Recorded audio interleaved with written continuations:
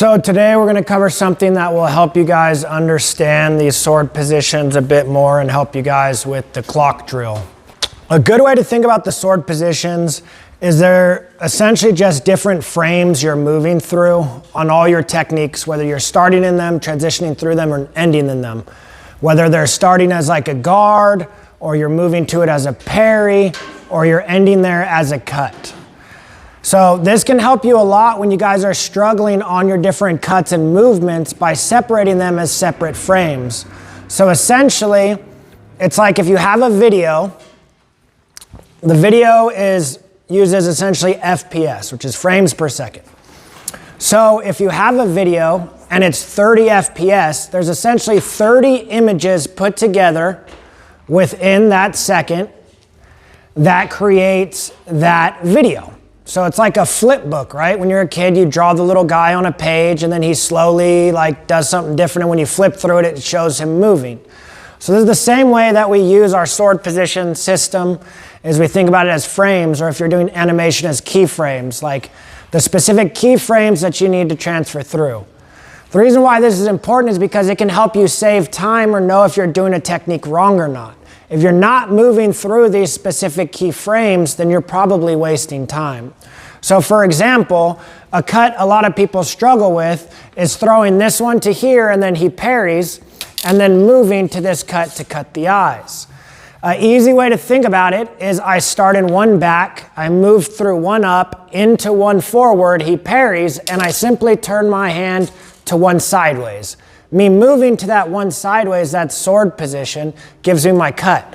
So if I were to do this movement quickly, boom, okay, versus if I were to just do it in, 1 frame, 2 frame, 3 frame, 4 frames, okay? So for example, if we're doing a specific cut that say you guys are struggling with, right? Say to start, we're just doing our 12 o'clock cut. What I'm doing is I am starting in 4 forward, moving to 1 down, moving through 2 down, into 3 down, into 3 back, into 3 up, descending my cut into 2 forward, okay? So that is essentially all the frames I've moved through to get to this position, right? Now, if he were to parry this, so I've moved through those frames and he parries, now I'm going to move back through the other frames, just like how we're doing on our cut drill, okay? If I want to do this undercut, now I'm going to move to 6 up, 6 back, 9 down,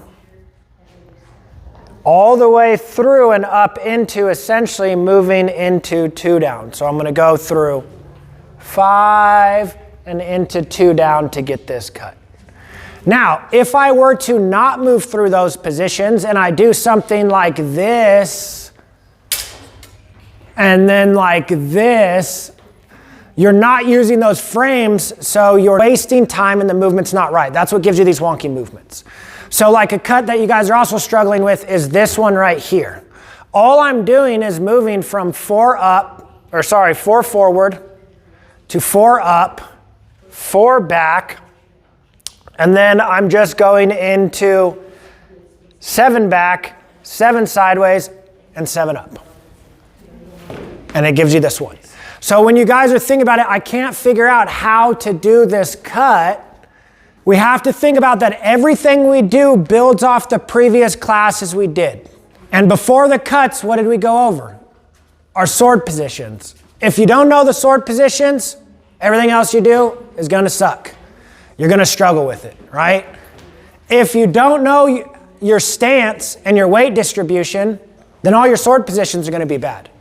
So you've got to always work on what we go over so that you can transition to the next thing. You should be able to break down in your own head, what sword positions am I doing when I'm going through this specific cut drill in order to be able to throw any cut to any cut. Now, the reason why stance and weapon stance is important is because we also covered our palm direction, right? And our palm direction affects our sword positions. Because I could be in 1 forward palm down, right? Or I could be in 1 sideways palm down, and I could be in 1 sideways palm out, and this really changes that guard, okay? This is an attacking state. This is a place you move to parry. Another example is you can have 3 down, palm up, or you can have 3 down, palm out. So palm up and palm down also affects its defensive versus its offensive state.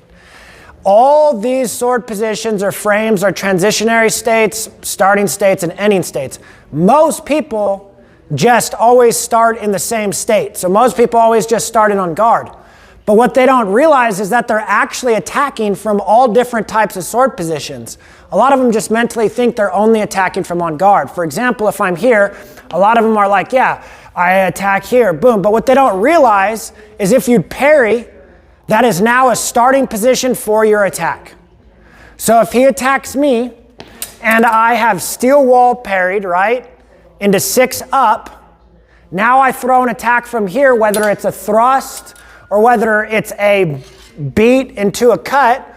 Well, now look at the different places I've been in, right? I started in 4 forward, okay? I thrusted to 3 forward. He attacked me. I moved into 6 up. Now when I beat, I'm ending in 6 sideways.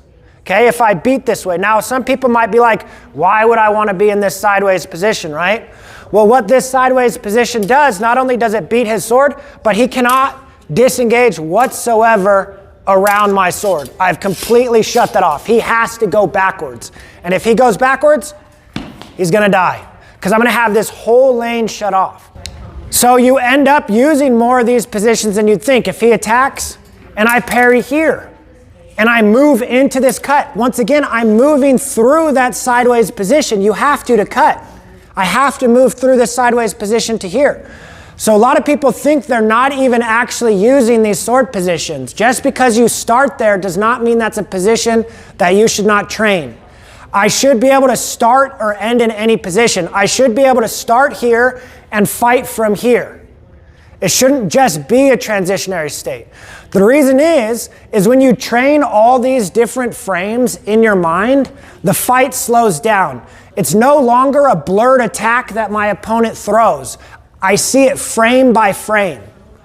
So now whenever my opponent attacks me, I don't see this as just one motion, one blurred cut. I see it moving through all the individual frames. And you can see if they make any mistake in their frames. So now one movement becomes 4 or 5 separate movements that you see, and you can find the weakness in any movement. Because if they're not going through those frames properly, then they're not going to be in a threatening or a defensive state. If you're not aware of all of these different frames and all of these different sword positions, then how are you going to train them to make sure you don't have any holes? By learning and training all these sword positions, I'm telling you, the fight will slow down. It'll stop being like a blur from here where you're like, he's just swinging his sword crazy, I don't know what he's doing. You see it frame by frame, tick by tick, and you see every little place and every little hole they make.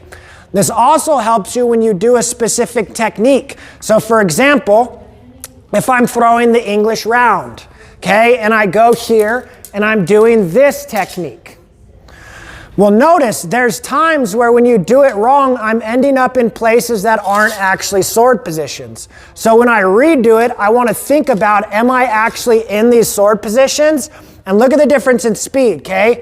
Wrong, right. So make sure when you're doing the technique, if I were to call hold or pause and you pause, are you in a sword position that is proper? If not, you're not doing the technique right. So we're going to go back to doing our cutting drill. We're going to go back to doing our cutting drill. Now when you guys are doing the cutting drill, you're going to be able to think a lot more about doing them properly. So when we do our cutting drill, we're going to cut to each time. First, we cut to 12 o'clock.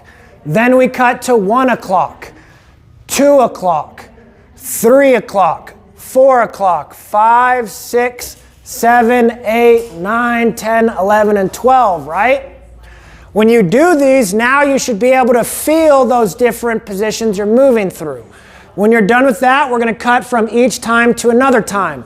So now I'm going to start at 12 o'clock and I'm going to cut to every single time, which is going to teach me all my transitions from that starting point.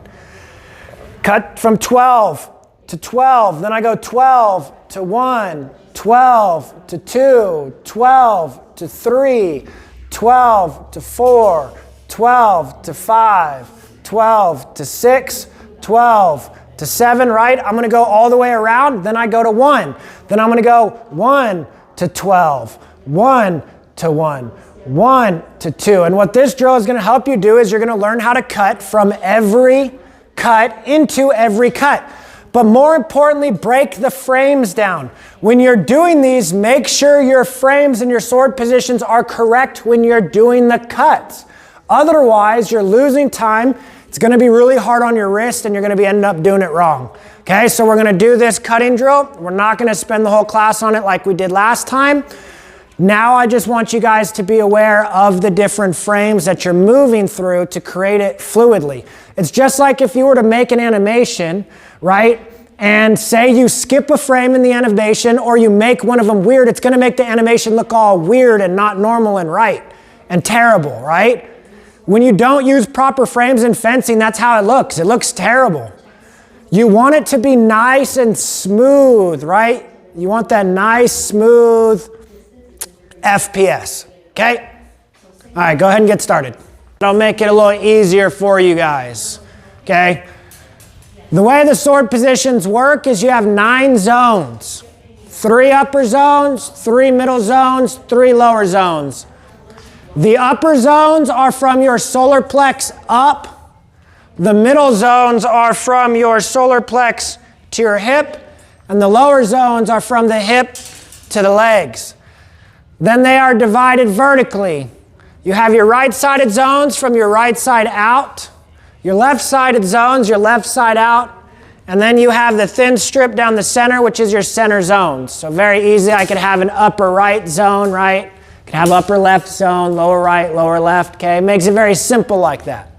So 9 zones. Then you have 5 tip directions. My tip could either be back, up, forward, sideways, or down in every zone. Okay, that's the main basis. Then you have other little sub-parts where you have withdrawn or extended. So I could be in 1 down and I could have this extended or withdrawn. What we also have is you have little subdivisions of height in each zone. And it helps when you're breaking it down a little bit more, essentially giving you more frames because you could break down the movement a little bit more for little ticks more in your frame. So for example, I could be in 7 down. 7 down low means that my sword's at the bottom of the box or pointing the ground. 7 down mid, 7 down high. Once I break that, then I'm in the next zone, right? You see how it ticks up? So you can essentially triple your frames like that and get a smoother play out. So I'm gonna go through all the zones, okay? And I want you guys to do it with me. We're gonna start with 1 forward, 2 forward, 3 forward, 4 forward, 5 forward, 6 forward, 7 forward, 8 forward, 9 forward. Very good, okay? Now we've got 1 back, 2 back, 3 back, 4 back. I like to do 4 back with my left foot forward. Feel a little better, okay? 5 back, you're gonna blade up. Very good. Then we've got 6 back. Very good. 7 back is another one I like to do with my left foot forward. 8 back, you're gonna blade up a bit more. 9 back. Very good. Now we've got 1 up, 2 up, 3 up, 4 up. 4 up is a nice steel wall parry. 5 up, 6 up, another nice steel wall parry. 7 up, 8 up, 9 up. Very good. Now we've got 1 sideways, 2 sideways, 3 sideways. Good. 4 sideways is a way that we parry the hand from a cut. 5 sideways. 5 sideways is usually a place we move to after we hit them. 6 sideways. Good. 7 sideways. 8 sideways is where we've gotten to after we've cut their leg. Good. And then we've got 9 sideways. Good. So we've covered forward, we've covered back, we've covered up, we've covered sideways, and now we're going to cover down. So we've got 1 down, 2 down, 3 down, 4 down, 5 down, 6 down, 7 down, 8 down, and 9 down. Okay, very simple. Now you could have any of those withdrawn or extended if you want to. It's up to you. It tends to be withdrawn on a parry, extended on an attack. All right. So now we're going to cover the way that you do these with the parry and the step. Because each of these cuts moves through a parry, right? Because we're moving through different sword positions and some of them are used more as parries. So for example, on my 12 o'clock cut, I'm essentially going parry, cut, parry, cut. For the upper ones, they're all hanging parries. For the lower ones, they're all steel wall parries. On the right side, we're hanging to the left. So for 12 o'clock, hang to the left is my parry, cut. I want to step back on the parry, step forward on the cut. I go 12, I'm going to go 12 o'clock, boom. 1 o'clock, boom. 2 o'clock, boom. Then I'm going to go 3 o'clock, steel wall parry, undercut step, steel wall parry, 5, steel wall parry, 6, steel wall parry, 7, steel wall parry, 8, steel wall parry, 9, hanging parry, 10, hanging parry, 11. Now remember, on your 3 and your 9, you could technically do either a hanging parry to the cut or a steel wall parry. And you could throw these true edge or false edge. Now remember, I prefer to throw a lot of these cuts false edge because when I throw this cut to 3 o'clock, if I throw it true edge and he parries, I cannot get around it. So I will start it true edge, mutate into false edge so I can get that cut around it. Now on these upward ones, the reason why I don't do them true edge is if he parries, the same thing, I would need to mutate to go up. So instead I throw this way when he parries, I can mutate up. You can do any of these true edge and you could do any of them false edge. But it's easier for now to just get used to the hanging parries on the top and then doing the false edge on that 3 and the 9 and the risings. So first, by yourself, you're just going to face your opponent.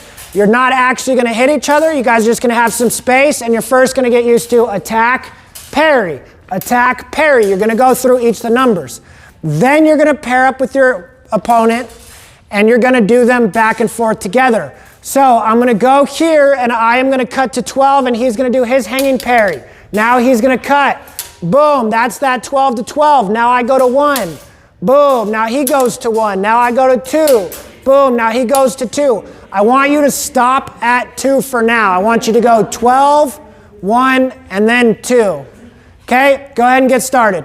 So, a way that you can either defend yourself more and things that affect timing are how many zones you decide to move through. So when he attacks me to 12 and I go to 1 down, I can repost from this 1 down if I want to, like this. But his tip is still going to be on me if he doesn't retreat and if he leaves it, which some people might. Like some people, you might go to get that parry and they'll let you leave and then they'll just continue the attack, likely double, or he might even be able to stop my attack because that cut is slower than the thrust. So what I can do is when he attacks, I can go from 1 down into 2 down to further displace him. That gives me a little bit more displacement, attacks a little bit slower. Again, he attacks. I could catch here, 1 down. Move to 2 down, move to 3 down, fully displace him, have this entire side locked out, get this nice good slice off, and cut and displace his sword like water off to that side. Depending on which one you do, keeps you safer but can cost you more time. That's up to you. Sometimes you might even just play with the time. I do this a lot when I fight people and it works extremely well. So for example, the first one, I might go here, he attacks, boom, and I might just immediately repost, and I might step off line so I don't have to get as far out, and it's a really quick attack. Maybe I want him to parry that one. Then what I might do is he attacks me, I might move all the way around, he goes to retreat, and then I might actually move through my back positions and then attack. Now some people might be like, that's gonna take way too long, you're not gonna hit anybody. But when you can pause these attacks, you can get them to parry early if you change your demeanor or like advance or scare them. So for example, he goes to attack. Boom, first one, he parries. Okay, now we'll go to the second one. And I can get that in there because you could change the speed on the zones. Like maybe I go really quick right here and then I go slow, or maybe I go slow and then I whip it quick. Maybe I go slow and then I whip it from the elbow instead of the wrist. Maybe I go here and then I just whip it from the wrist. Maybe I go here and I just throw a really hard cut from the shoulder, the elbow, and the wrist. Okay, you can mix these up with footworks, changing your timing and changing your speed to help throw your opponent off. So think about that when you're doing these, and we're doing the drill and we're going nice and slow. He attacks, boom, maybe I move to the side on this one. So go to your the right parry, correct. I mean, technically that parry works too, but boom, okay, maybe I do this one first. Then maybe I move it a little over first. Maybe I get it over even further, okay? So go ahead and experiment with it. I'm gonna cover a couple things. When we're talking about our frames and our sword positions, it's almost like you're also framing a building. You need to have a strong frame. We don't want to be in a place where my frame will collapse if there's any weight put on it, just like I'm building a building. So when he attacks me, if I go into my one down and my wrist is bent like this, I'm going to get obliterated. If I see someone parry wrong, just blast through it, right? You don't need to hit them hard. Like if I see someone go to parry and their wrist is collapsed like that, I will just throw a really hard shot right here like this, and then I'm just gonna blast through it and it's gonna collapse, or I'll just disarm them. Once again, if he goes to do that, be really soft because I don't wanna tear his tendons, I will just slide my disarm that way and it'll pop that sword right out of his arm. If your framing is bad, your parry's gonna be weak and someone should just bully through it. If you see someone with a collapsible parry, then just break them, okay? So we need to make sure we have a strong frame. When he attacks me, I need to make sure that my arm, my body, and my structure has created a strong frame for the point of contact. I can do this with my arm. Say my stance sucks and I'm like this, right? In some like weird stance, okay? He can feel how much weaker I am in my arm alone. Even if my arm is in a good stance, he can still break me. If I am in a nice, good stance and I'm strong, he will not break me. So you need to frame yourself behind it, behind your weapon, nice and strong on all of these parries that we do. Say he's throwing the cut over here and I'm doing my steel wall parry and I like do it like this. I'm gonna get broke, okay? Instead, when he does it, I'm gonna sink into it. I'm gonna frame it with my body to put all my strength behind it. This also loads me up for my repost. Now, you don't want to hit your opponents hard, but you can hit their weapons hard as hell, right? You could get them to drop their weapon, or you could blast through it. Now, if you are blasting through their guard, just be careful you're not also blasting them. But this is how you can get a lot of good disarms. Like I said, make sure that framing's right. If I thrust here like this, I'm not framed behind my body. My shoulder stays with the height of wherever I'm thrusting. So if I'm thrusting low here, my shoulder and my body is going nice and low, and I'm keeping a good frame. There's multiple reasons why we call it our frames, because you're framing like a building, you're creating a frame around you, you're building a structure, and it's like frames through videography and stuff like that, okay? So think about that when you're parrying. Think, am I strong or am I weak? All right, back to it.